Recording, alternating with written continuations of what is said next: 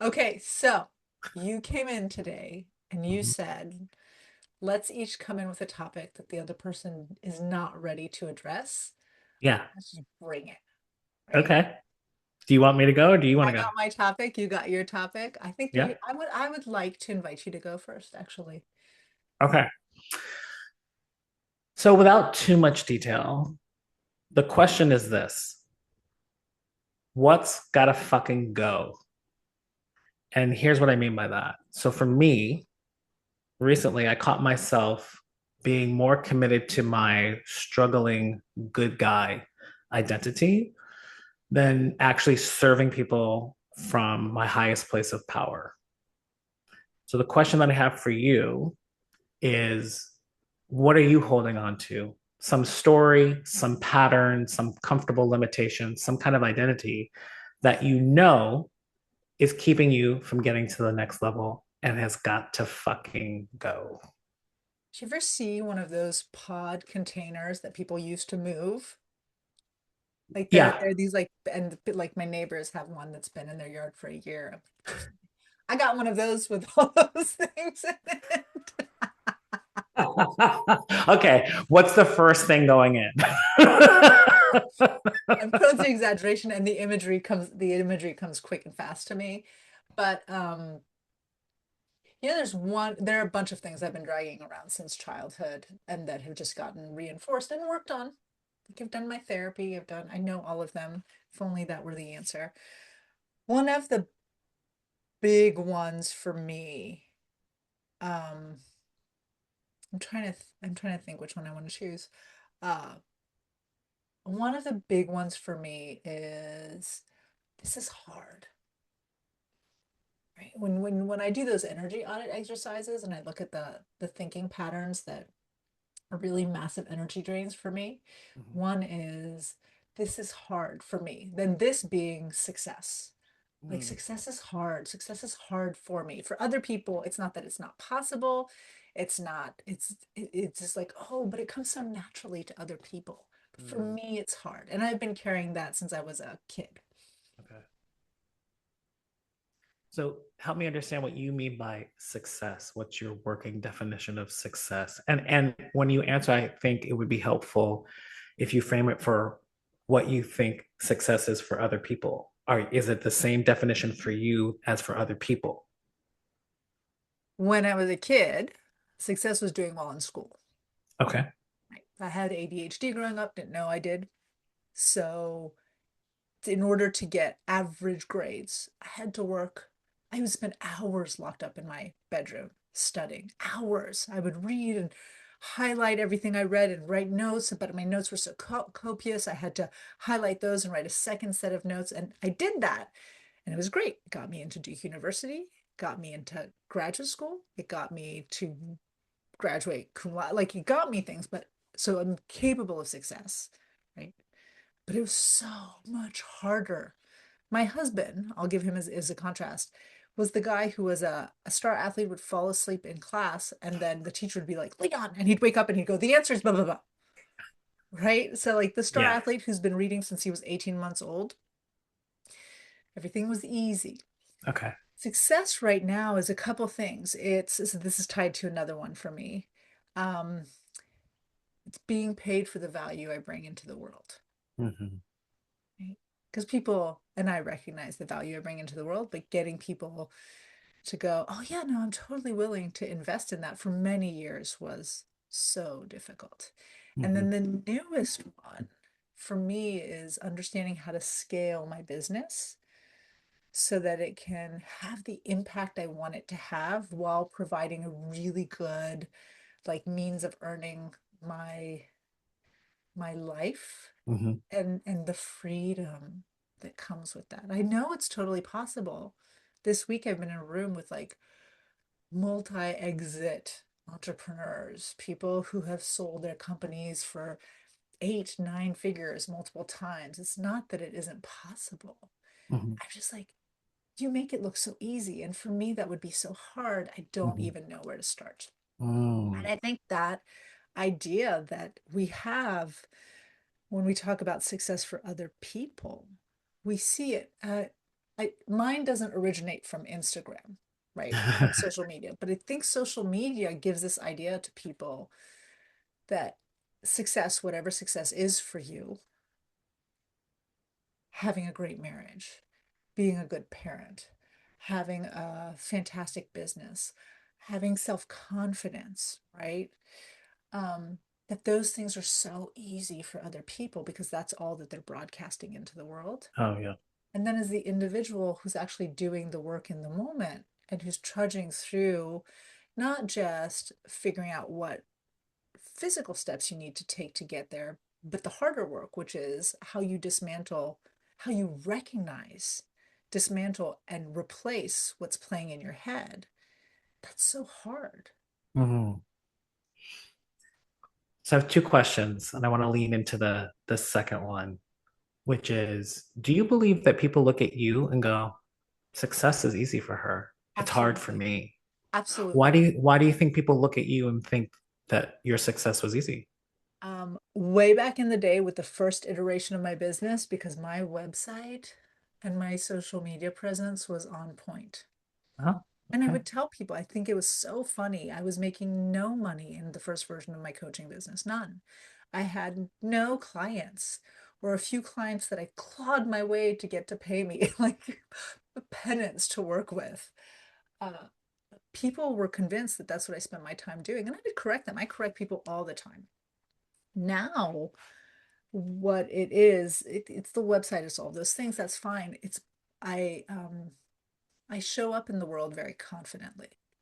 Mm, And the truth is, despite everything I said, I do have that balance of there's some areas of my life where I'm ridiculously confident, where I'm ridiculously sure of who I am and unabashed in my willingness to just not give a fuck.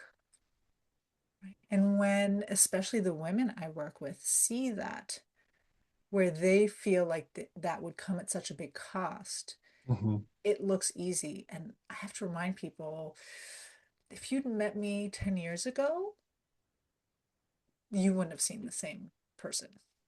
mm. This Okay. takes work. Even just looking at my face in the morning takes work. And you look amazing, by Oh, the way. thank you. So I guess the other question that I want to ask you is, so when you were talking about when you were young, success was looking like getting good grades.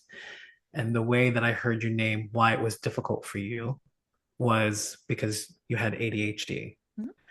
So being an adult now with what you are equating success to be, what is the thing like ADHD that's making it difficult for you? I mean, the real answer, because I'm an adult now and I know better, it's just mindset. The real What's the fake answer? The fake answer is there are two parts to the fake answer. So the fake answer is, well, I was trained as a psychologist. I haven't been trained in how to build a business or things like that. And then the Okay. second fake answer is, it's because my dad was a failed entrepreneur, so I'm carrying that baggage. But those are fake answers, right? Even Okay. I know that, right? Okay. Beautiful. So wait, what's the real answer? The real answer is it's because I keep on telling myself that it's difficult. Also, it's because I keep on, less so now, um, but I think I still keep on trying to do too much on my own. Mm, I mean, that's part of the reason we're doing this podcast, right? It's this idea that like partnerships and working with other people can be so fun. Who knows where it's going to lead, but they're so fun. yeah. I'm curious then. Do you struggle with asking for help? Depends on what. In the thing you need the most help with. The thing right now that, let's say, if you got the type of assistance that you needed, would shift things, make things easier, give you more success, whatever the biggest ask is, do you struggle to make that request? My gut response is no. Okay. Um, but if I think about it deeply, I would say I'm probably holding back from asking for what I fully need, right? Because if my gut response were correct, then we won't be having this conversation, right? So I'm really good at I mean we know some of the same people. One of the things I did really early on, probably one of the best things I did for myself and for my business was to start hiring a coach.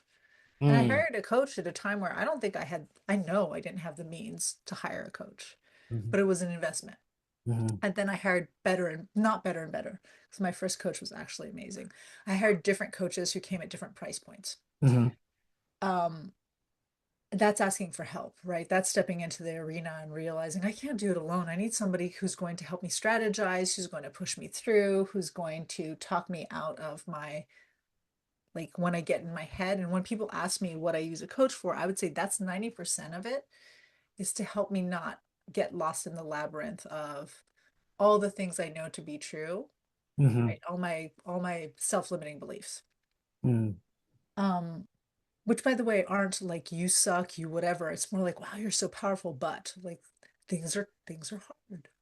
Other people can't but you, right? There, it's not this like I have no self-confidence. It's other forms of limitation.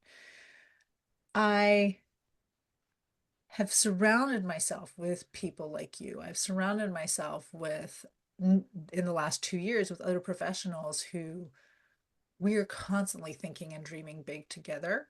Mhm. Whereas historically, I've been the one supporting other professionals and talking about, oh, let me connect you with this person. Let me do this. Let me do that. Let me help you. Let me tell you how where I screwed up so that you can make different mistakes, right? Yeah, Um, Now I can be in this place where I'm receiving that same piece. beautiful. So I want to ask you this I one want to last throw some question. questions your way Yeah, yeah, about yeah. I this want. topic. Oh, yeah, totally, totally. So I want to ask you this one last question. So just in the context of today, in Mhm. the right now, in this moment, the best way I want to frame this question is, what's the ask? What's the question that if you asked it and you got it, is the most relevant for you in this moment? And the tough one, the scary one, the impossible one. I couldn't possibly be given that. How dare I ask? That something of that nature. I don't have one. I mean, I Okay. really like so I'm speaking this week at a this group called Breakthrough Mastermind that has a San Diego event.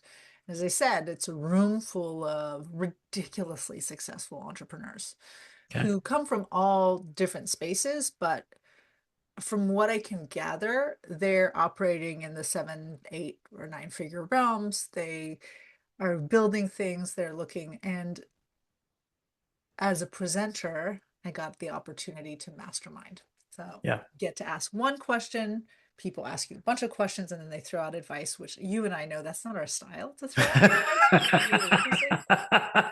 It's like, oh my goodness, like what? I have to ask a question. Okay, let's think.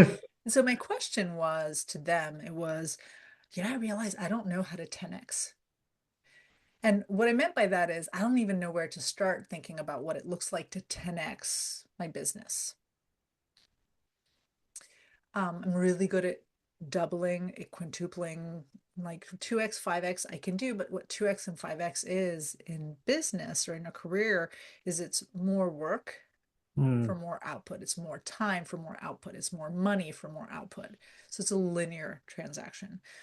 If you think of 10xing in the same amount of time you would 2 or 5x, because it becomes exponential, you have to really think out of the box. I don't even know what the 10x version of my business looks like. It's not necessarily 10x the revenue, and it's not necessarily just half of the amount of time for the same amount of revenue. mm, So that's the idea that I'm really playing with. It's like, oh, like what are the possibilities out there and what does it look like? And some of the ideas that they threw out are like, yeah, I know. I there was in my mind, I was like, they're like, have you done this? I'm like, yep, yep, yep, yep, yep, yep, yep. I'm like, nope, that's not it. So that to me is the thing I'm playing with is what does that look like? And once I know what it looks like, I think the big ask for me is to sit with somebody and go, can you help me model that? ah, Meaning, can you help me create a strategy that works to achieve that? Beautiful. right? Yeah, I And think I heard the answer to that question just now. and can I just say for the listener, um, you're going to recognize this word.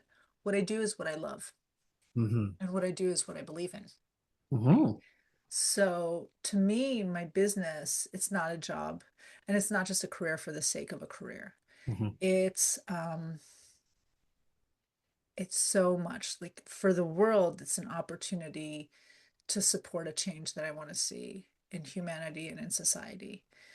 It's an opportunity to help extraordinary humans be seen. I'm going to get all verklempt here. Which is why it's it like right like I get tearful when I think about this stuff. It's an opportunity to help incredible human beings be seen and then have the impact they want to have in the world. Yeah. Um, but also for me, it's proof. It's proof that I am capable of great things. And it's been my gateway to meet extraordinary people. It's been my gateway to travel more than I would have traveled if I didn't have a business. It's been my gateway to learn and do new things. So I get a lot of pushback on the ambition thing from people. Hmm. And I'm like, oh, but you don't understand. It's tied to like these extraordinary life experiences. So 10xing my business is also about 10xing my life outside of business. Sure. So I want to turn this back to you though, because Yeah. you did a beautiful job of coaching me, but I wasn't expecting that. I was just asking questions, but go ahead.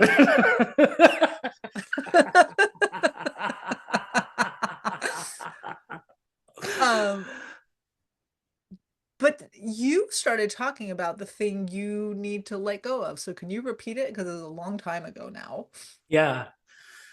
So, in all transparency, when we had talked about presenting a question the other one didn't know, I needed a little bit of help because some of the things I came up were just kind of flat.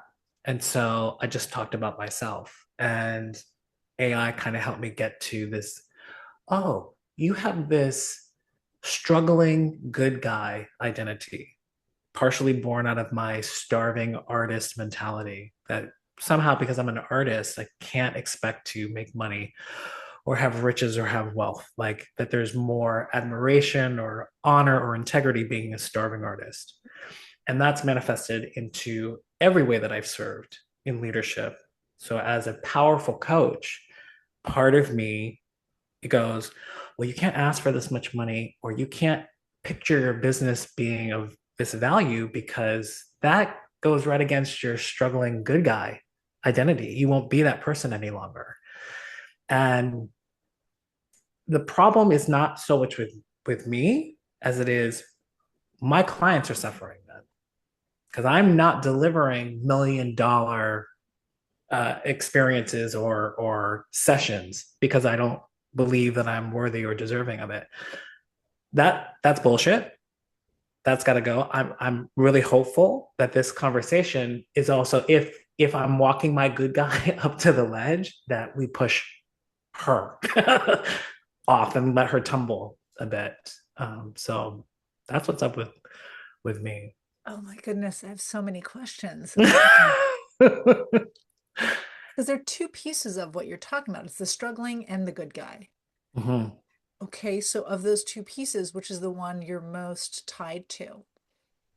The struggle feels more tied to the good guy. There's something, you know, the good guy part of it, there's something honorable about that. The struggling, that's not serving. Like, let's not attach, oh, success or whatever it is that I'm looking for needs to be a struggle and a hustle and hard because, well, then if it's easy, you won't maybe recognize it as success or you'll only choose the path of struggle. I don't want that. That's how is that helpful? Okay, so first of all, I'm going to push back on the idea that the good guy thing is something necessarily worth holding on to. Yeah, You can be a great human without having to buy into the good guy, good girl yeah, yeah. She piece. oh, it can go too. She can go too. Okay, so coming back to the struggle piece, you Yeah. said um, like part of what you were talking about is this idea that if it's not a struggle, you're not going to recognize the value of what you've created, right? Yeah. Or like you create this binary thing, or you're just going to choose to struggle. Yeah. I, what would it look like? Again, I have like 1,000 questions, so I have to pick the one I think. Yeah. What would it look like to have this like massive, incredible impact Hmm. in your clients' lives? Hmm. Oh, and by the way, to love it without struggling. Oh. Hmm. Immediately when you asked that question, part of me lit up and said, that can't be. Like there's a false, well, something must be wrong because struggle reminds you of why the payoff looks the way that it does. That things of massive impact or creation or wealth do not come from a snap of your finger. It is the accumulation or the result of toil, right? And that, as a dance teacher, as a dancer, or in a lot of other things, if I'm looking back on how I got to certain places, because I worked my fucking tail off, absolutely. Now, if we take that out of the equation, if I got everything in, you know, the result the same way, but didn't have to struggle, I'm not sure. I feel almost like I'm cheating a little bit, but I think having had to struggle, I'm ready to go, right, you used to. Now you don't have to. You did the struggle. Now let's go on the smooth and slippery because you might be able to have an even greater impact because the amount of struggle you would have to do to match, you're going to kill yourself. You're not going to make it. You're not going to be alive. So the only way, and here's what's top of mind. I have this idea about what I want to create with 100 million people at once, which sounds ridiculous. Sounds beautiful. Go. I would love for it to happen struggle free. That if anything, because of it, all these things line up. Oh, you need this? Here it is. Oh, you need that? You're what I would love that. I actually would. That's why I know that identity has to go. The impact of those 100 million people is maybe not going to happen because I'm attached to, well, you got to hustle. You can't just make that happen. It's really interesting. You think in binaries, Oh yeah, black and white thinking. right? Like it's Oh so yeah. binary. It's like either you struggle or you don't. So if you struggle, then you'll appreciate what you've got. And if you don't struggle, you won't. And I want you to think back to a time you were dancing. Yeah. And what's a move Mm-hmm. in dancing that you really struggle to achieve? Well, I had like no flexibility. I had to really work for my flexibility. Okay, but I really specifically want you to think of, I mean, I have not danced ballet since I was 10, so Mm-hmm. other than when I stand putting my feet in like that fourth position Mm-hmm. naturally, like Mm-hmm. I don't remember anything, but mm, so I don't have the words. Yeah. It's not going to be something like a plié de jambe because that's super easy, but like Yeah. what is like I don't know, some kind of pirouette. So what is a very specific move you can think of is like, oh, I used to do this thing and I remember trying to practice it and falling and hurt and but eventually at one point I got it and it was just second nature. The thing that comes to mind is literally being able to do the splits, getting into the splits. I could not do. I Okay. couldn't do that. So there was a time where you were really struggling to get into the splits. Yeah. Do you remember a time where it was easy to get into the splits and you just did the splits and you're like, this is so cool. Like this is so cool. But you're no longer struggling to do it. Kind of, not quite. It was easier, but it still hurt. I've never really been in a split like, yay. I've never been in a really flexible position that my body's going, I love this. No, I love this is different from this is so cool. Oh, Oh no, I've been in the so cool. I definitely, when I used to take class in the city, because I'm from a small town in Massachusetts, when I would go to New York and take class, there was something about my body could do the splits. And I would, on my bad side, on my left side, especially, I'd be like, how is this happening? How I can't ever get my left split at home. But here, yeah, it tingles. It doesn't feel great, but I'm flat. Yes, I've definitely, and I've liked Okay. Now, it. follow-up question. Was there ever a time that there was a movement, a Mhm, dance step, mhm. that you were able to easily achieve because you built the flexibility doing the splits, learning to do the Sure. splits? Yeah, grand mat mas, And grand jetés. did you not appreciate that because it came easy because you developed that flexibility? Hmm. Great question. God, I'm hoping you say. Well, it's interesting that you ask me in that way because the way my mind works when I'm moving is not about that. It is about I'm thinking what other people are thinking about me. Is what I'm doing attractive to you? Do you think that it looks good? Not, oh my God, I can do this thing now because I had that. Usually, though, that's not the connection that I make. Okay, so I'm going to take you in a different direction. This idea of struggling, is it that you Yeah. actually need to struggle or other people need to see you as struggling? So, best way I can answer that is I remember being like in the fifth or sixth grade, and one of our teachers asked us if you could take a pill that would give you all the intelligence in the world. You'd be able to ace every test. You'd know the answer to every question. Would you take it? And I remember vehemently saying, no, that's cheating. You can't do that. That's not fair.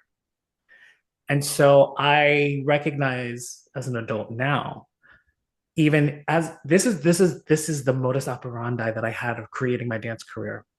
I'm going to die trying. I'm going to struggle. I might not make it, but I'm going to die trying. I'm going to do everything I can. It's going to hurt. I'm going to struggle. I'm going to get knocked down. I'm going to get up.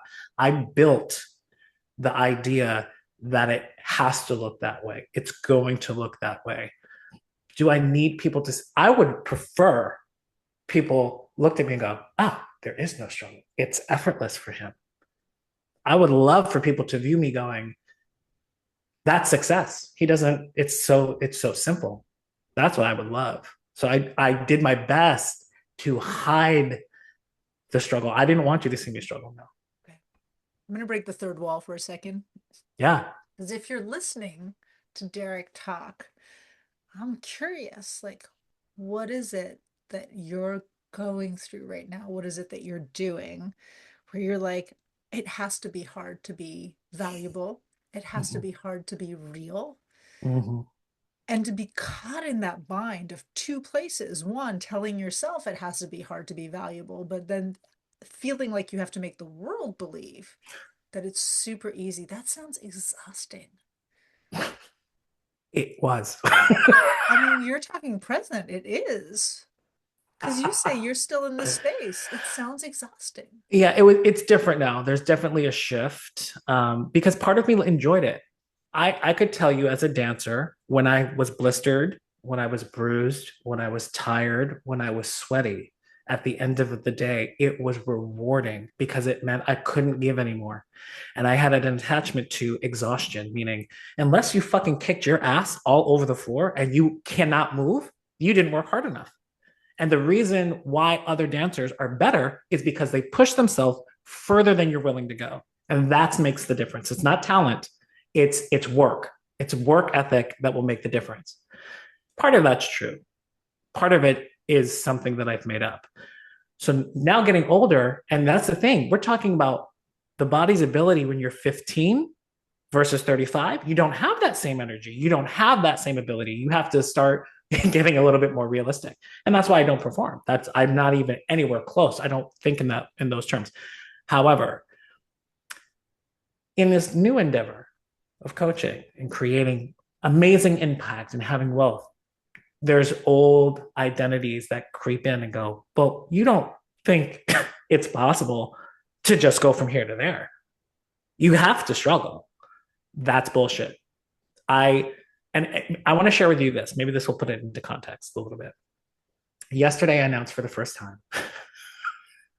this really big idea that feels really scary to me. And it is asking people who I don't know to give me $1 million. Just give it to me. And I have a why, and I have an idea, and I have an impact, and I have a whatever. And as I talked about what that is or whatever, I came to the realization it's like, those are details. I want to be the person who walks into any and every room and without fear, without resistance, without struggle, walks up to a person and goes, "Hey, would you like to give me $1 million?"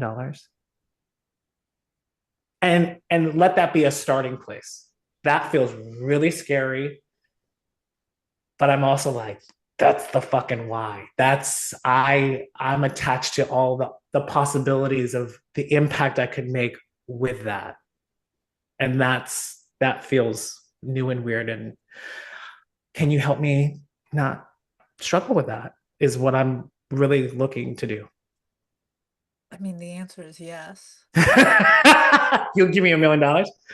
I don't have $1 million to give you, but if I had the wealth and I thought that it would, but that would be too easy, right? If I had $1 million to give you, if I had the fortunes of some of the most of the wealthiest people and I handed you $1 million, you probably wouldn't value it because you didn't struggle to get it. You walked in, you asked, I gave it to you, and it So didn't you mean know anything what's for me to give it to you. so what's so interesting is I've asked this question. This has happened yesterday. I've asked this question 3 times since we met, or that was my third. And every person I asked said, "Yeah, I would love to." And I was not expecting that. And then the other question is, oh, whether I have it or will give it to you. That's another question. But I wasn't even expecting a yes. My brain went to, I don't have $1 million to give you. That's the answer. People are going to give you that answer. So I got to bring you back to something. So Yeah. there's this question, and for the listener, I started my career as a clinical psychologist, so that's going to be a bend of mine. There's this question we ask a ton as therapists, which is what would that, right? So I want to go back to the struggle thing for a second. Yeah. If it's true that you have to struggle to be really, really successful and impactful, Mm-hmm. what might that say about you? What does that say about you if it's true?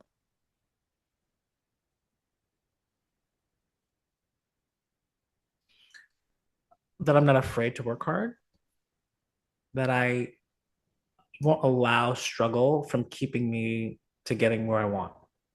And if it's true that you're the kind of person who's not afraid to work hard and who won't let struggle get in the way of their dreams and the things they seek to achieve, then what does that say about you?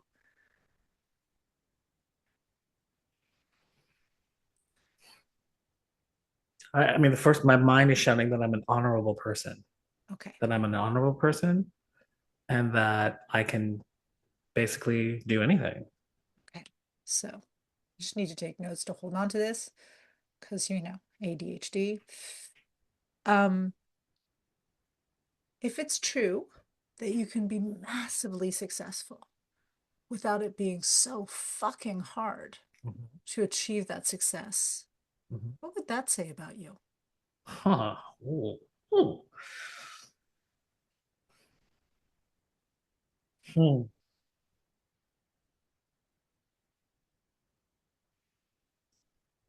That would say that I belong with the group of people that I deem have wealth or value in a way that I don't. And because of that, I don't fit in. I can't possibly be in their circle.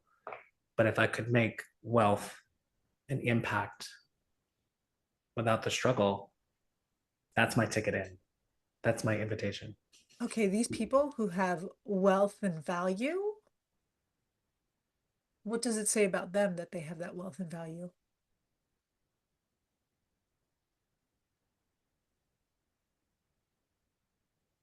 That they're best positioned to create the type of impact that they desire. Any type of impact they want to create, the resources, the access to resources they have are already there. They already exist. It's just a question of where they want to place their attention. Okay. So I'm going to combine these two things. And again, I'm going to break the third wall because I think there's something beautiful to having these conversations. But to me, what's even more beautiful is if our listeners can take these conversations and go, what just happened? What did they do? So you get more than a like, oh, that was really cool Yeah. to be a fly on the wall, but to go, wait, how do I apply this to myself? Yeah. So that question, what would this say? It's really, really big. Like we're totally egocentric as human beings. We walk around and we're trying to navigate this whole world and we're constantly trying to understand what does this say about me and for me, about me and Yeah. for me. That's it. Yeah. And this about me is really important. We want to know, am I lovable? Am I capable? Those are the two fundamental questions human beings have. And you look at any depression, anxiety, it really is tied to those two things, being feeling lovable or capable. That's where you Mm, distill everything down. okay. It's a really fun question to ask yourself when you're struggling with something. Like, if this is true, don't assume it is, but if it's true, what might it say about me or for Mm. me? And then go down the rabbit hole. Okay, once you give the first answer, if that's true, what might this say about me? So, what I heard you say is this thing is, it's not about struggling. What's really important to me is to feel like an honorable human being, right? I've just associated this notion of struggling with honor. Mhm. Right? But the other thing that I really, really want, and the place where I'm not sure, and I think maybe being honorable is my gateway to get here, Yes. is I want to be the kind of person who can create massive impact, who can know what they want to do and create that change in the world. Right? Mm. I think the kind of person who does that, and I'm connecting dots, so this might not be true for you, but I think what you're equating those two things, Mhm. right? And I'm wondering, what would it look like? What would you need to believe in order to be an honorable person who belongs among these groups of impact creators without it having to mean that you have to work or suffer? Not work, no, sorry, Yeah, yeah. struggle or suffer, because it is Yeah. work. It's always work, but hard work doesn't need to be a struggle. Yeah. I mean, as you were saying all that back to me, the insight that I was having was, oh, the first part struggling in my career, that was about me. I wanted this career. I wanted the ability to dance in an XYZ fashion. What we're talking about now is not so much about me, but what I want to create for others. And so to answer that question, it feels like if I recognize that the impact that I'm looking to create really has very little to do with me, it has much more to do with what others may experience or get from that. And the thing about that is awe. I I I have experienced awe in my life in a variety of different ways. And I have this question about, okay, so let's say I impact 100 million people, whatever they have an experience and whatever happens, happens. What's the so what? Is that afterwards they literally went, oh my God, there was some kind of awe, inspiring about themselves, about who they are, what they could do, because I've had awe and I want you to feel that awe. So that feels different than just me. So if we're saying, who's the type of person that I could be that can impact 100 million people and create awe for them without struggle and suffering, I want to fucking do it. I just have never, I've been using the old blueprint. And I recognize that that doesn't fit here. It would be different if I just wanted to do some other kind of, if I want to have some other kind of performing career. Maybe we still would have to go, well, you still don't have to struggle. But I see the difference now from an I focused outcome to a we focused outcome. It is. And I'm gonna end on because this, you and I, we could talk about this for a long time. That's why when we go see therapists, we see therapists for a long time. When we go see Yeah. coaches, we like, unless you have a hack, no coach is going to tell you I can help you get through this thing in Correct. a single. But here's the way I'm thinking about it. You have a very puritanical mindset about about what it means to be worthy, Sure. right? To me, as somebody who didn't grow up in the US, um, it's very that mindset that hard work equals being honorable, equals being worthy, right? Mhm. Of heaven, of God's love, of all of those things. And then like this is playing out, right? It's this idea like, oh, this is how we get those things. But here's the thing, what you're doing, um, oh, can I say this? It's not going to sound nice, and I don't mean it in this way, but it's so selfish and stupid. Because what you're saying is, I want to create this transformation to people, but I want to create it in a manner that leads to my exhaustion and takes 3 or 4x the time because it's going to be because I'm going to make it so difficult. Yeah.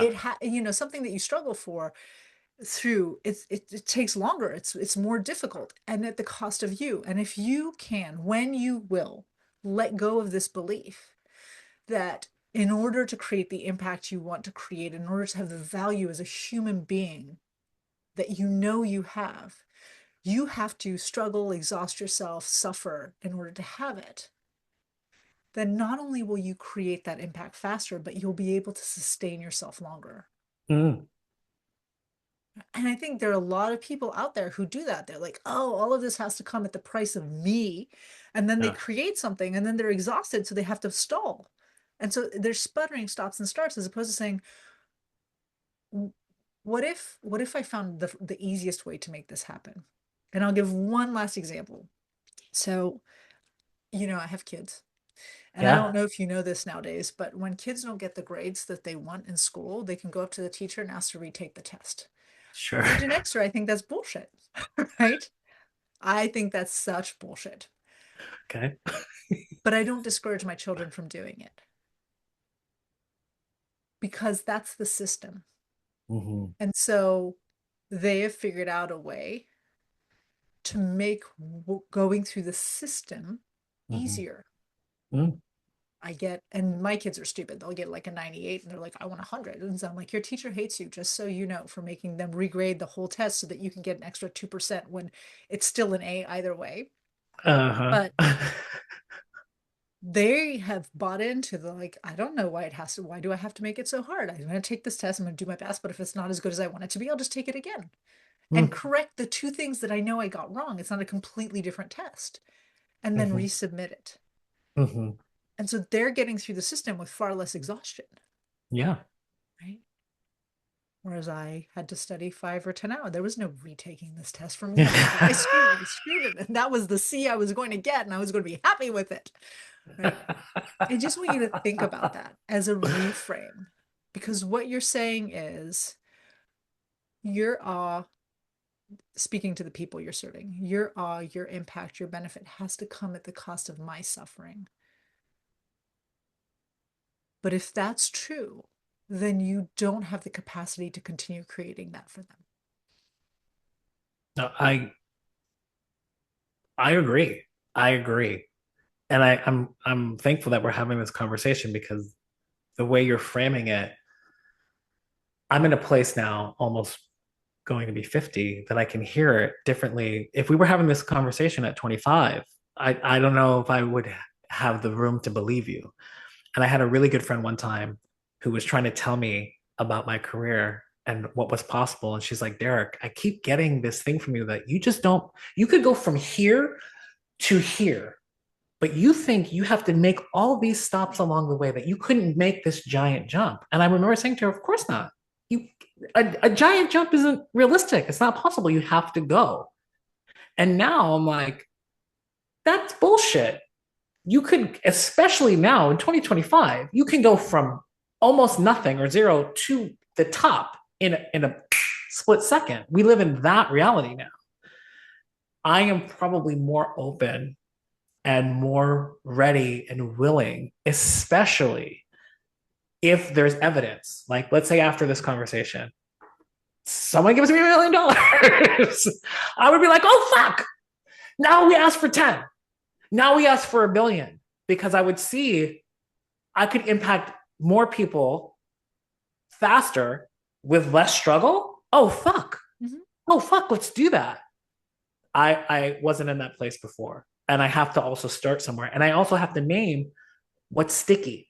So if we're talking about me getting rid of those identities or pushing that part of me over the cliff, I also want to name, as much as I know it's true, there's this, like, I kind of feel I'm like ripping this person out of me. It's sticky. It's not like, oh, boom. It's It's like like, venom. oh, it feels like, oh, you know what I mean? So, To me, it's fascinating because again, I see this with my clients all the time, like especially for women in senior leadership, is see this sense that it's supposed to be hard. That's all they've known, right? yeah, And it's that whole thing that's true that's so annoying to hear. What you got you here won't get you there. I do believe in the beginning, as we're learning and developing skills, as we're learning and developing new mindsets, it is a struggle. yeah, The same way it was a struggle when I watched my kids learn how to stand up. It's a struggle. They pull yeah. themselves up, especially my oldest one. He was a chubby little kid. He like his weight would just pull him down. The kid didn't walk until he was 13 months because he was just massive. He was heavy. And it was a struggle. But now standing up is not a big issue. He just stands up and that allows him to do more and more and more. But if he approached standing up every single day, still today, as though it was supposed to be hard, or Yeah, every new behavior he learns that's based on having learned how to stand up as if it's hard, he wouldn't be anywhere. So I see it in my clients. I see it in the women I serve. They're so used to having struggled to get where they are that they expect the struggle to remain part of the experience. And because of that, they suffer. Like they yeah, suffer so much. And because of that, they limit themselves. Because of that, they make things harder than they need to be. They accept for things to be shittier than they need to be. They don't pursue the things that are possible. They don't like getting a nobody can work with me if I have to get them to believe this, but I know a whole category of women who could never be my clients because this is one of my criteria because they don't believe that you can be massively successful and deeply fulfilled. yeah. Like it's one or the other. It has to be a struggle. There has to be a trade-off. It's so to me it's such a relevant conversation and it ties a little bit to my this is hard. So let me ask you this one last Yeah, question for both of yeah, us. yeah. What is the reframe? What is it that you need to tell yourself the next time you realize that you're buying into the idea that you have that it has to be a struggle in order to rewrite that mental script?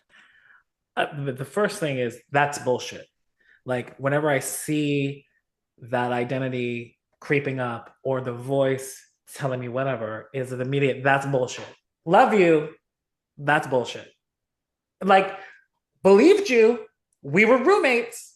It was true for a long time. I've totally bought in. It's bullshit now. Bye. Bye, girl. Bye. Like, do you know what I mean? I do. And I also know that you have to replace the thought with something else. So it's not as easy. People will say, I just need to stop believing that. That's Yeah, yeah, bullshit, is I just need to stop believing that. But in order to stop believing something, you have to replace the belief with something else because our beliefs are what shape the way we interact and operate in the world. So I'll give you an example. If I, if part of what's holding me back is the belief that success for me is hard Mhm. or that business is hard. I have this note that my last coach had me write down. It's this teeny little post-it note, and it says, business is easy." Ah. If I look at my back there Mhm. is my vision board, and one Mhm. of my words for this year is ease, lightness, soaring, success. It's this whole thing of reminding myself, like being really successful creating something great, it can be easy. It doesn't have, and so when I find myself going, oh my goodness, this is so hard, this is so hard, one of the things I'll do is stop and go, but what if it isn't? What would it look like to do this and for it to be easy? And then I have to reimagine whatever it is I'm working on and approach it in a different way. So that triggers the phrase for me to say when that identity or voice shows up is ease wins over effort. Love it. That feels powerful to me as a reminder. What are you doing? You're trying to put effort in. How do we get there? We actually choose ease instead. Ease wins over effort. I love it. Right. And neither you or I are saying, because again, we are Gen Xers, that you don't have to work hard. But Yeah. working hard and struggling are two very different things. Like struggling Mm, brings this idea of suffering, of things being more complicated than they need to be. Like I'm all about hard work. Building a business, building a good marriage, being a good parent, having friendships that matter. I watch my garden right now. Like all of those things require work. yeah. It doesn't need to be a struggle. I have advocated for my struggle. And I'll this is I was on a plane one time, and on the back of the seat in front of me was like a group crossword puzzly game that the whole plane was playing. And it had like a timer. You had to figure out what the words were. And I got some and I didn't. And the woman across the aisle from me, she's like, I know this one. I was like, okay, thanks. She's like, don't you want me to tell you? And I was like, no, actually, I want to struggle through it. I don't want you to tell me because you know what I mean? For whatever reason. So I can see how I have advocated. Like we've talked about, I've seen struggle as honorable. I've seen struggle as meaningful. And while I might want to, in this context, especially, we don't need struggle. Actually, work hard or work smart or work efficiently or work effectively. Everybody wins way faster and more impactful than Derek struggling. And I don't think that I've really said that or talked that out loud till right now.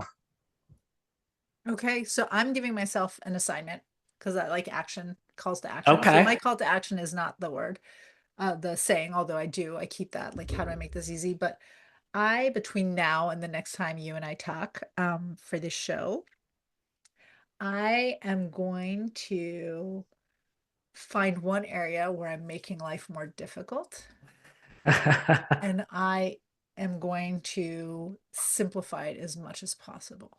Okay. That's my call to action. Okay. My call to action by the time we meet again is I will have asked five more people, hey, would you like to give me $1 million? Love it. Which I don't know. Like I'm gonna just see what happens.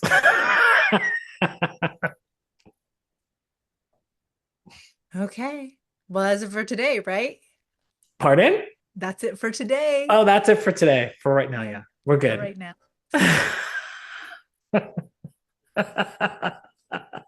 That was great. That's great. That was really interesting. And there's no way we have time for two, but that's okay because I No, got mine for next time. But yeah, exactly. No, this is episode 1 or yeah. whatever it is. Like we gotta figure out how it works. So yeah.